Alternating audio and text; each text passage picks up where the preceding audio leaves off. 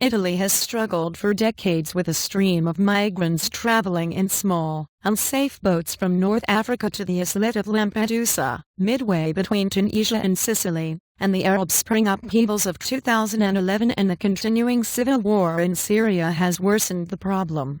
An Italian Navy statement said 2 naval and 2 Coast Guard patrol boats and a vessel from the Guardia di Finanza Customs Police had joined the rescue operation on Monday and medical assistance was being provided to survivors.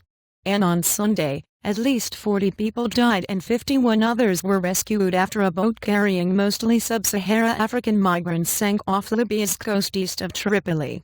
And well over 25,000 migrants have reached Italy in the first few months of this year.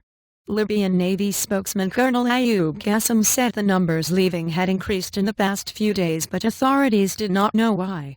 And hundreds of migrants were drowned in 2 separate disasters last year that prompted the Italian government to step up air and marine patrols of the seas south of Sicily. And additional reporting by Ayoub Qassem in Tripoli, writing by James Mackenzie, editing by Mark Heinrich.